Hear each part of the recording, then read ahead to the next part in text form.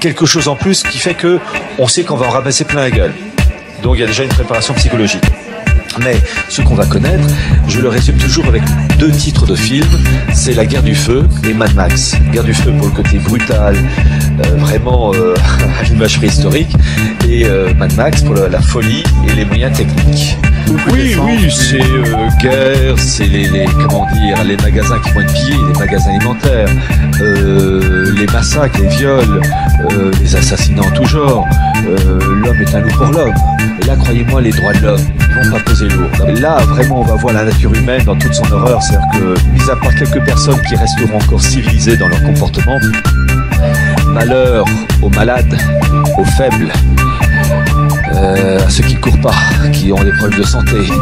Enfin bref, malheur à tout ça, parce que eux, ils dégageront. En fait, ça sera la loi de la nature. La loi de la nature comme dans la savane. Hein. Le lion, la gazelle qui a la patte brisée, terminé, il dégage. Donc toute personne qui présentera des faiblesses psychologiques, physiques, sera éliminée. Là, ce côté-là, resteront que les gens solides. Ceux qui auront échappé aux bombes, etc. Ou à la fin, la nature va trier.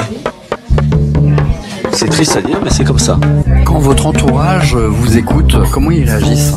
En gros, ils sont acquis à la chose. Et ils sont quand même inquiets parce que... Vous faites du souci pour les plus faibles. Oui. Vous pensez qu'il y a des solutions? Non. Aucune? Non. Alors évidemment, sauf celui qui vit perdu dans la langue bretonne a peut-être une chance. Mais toute personne, il faut dire les choses telles qu'elles sont. Il faut arrêter de se... Bon. Toute personne faible psychologiquement, c'est-à-dire les minets, ceux qui regardent Justin Bieber, des conneries de ce genre, mis à part quelques-uns qui se réveilleront, parce qu'il y a toujours, même dans les minets, une âme forte qui peut, résider,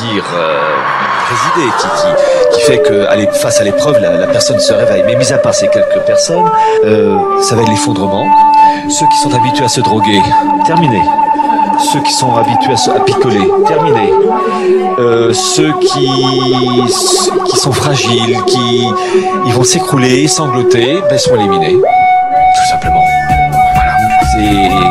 Et c'est ceux qui seront psychologiquement les plus solides, physiquement les plus solides, et qui auront aussi un peu de chance, parce qu'on peut avoir ces qualités-là, mais si une bombe atomique vous tombe dessus, ça ne change pas grand-chose.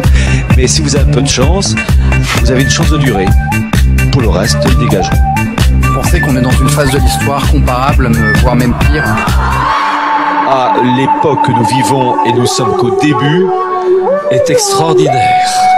Vous êtes heureux de la vivre ou vous auriez préféré vivre une époque plus paisible? J'avoue que je balance un peu entre les deux. Il y a des moments où j'aurais aimé vivre une période plus sereine. Mais en même temps, il y a le côté, entre guillemets, excitant de voir une époque extraordinaire. On va passer d'un monde ancien à un monde nouveau. Et simplement, il va y avoir entre les deux un filtre.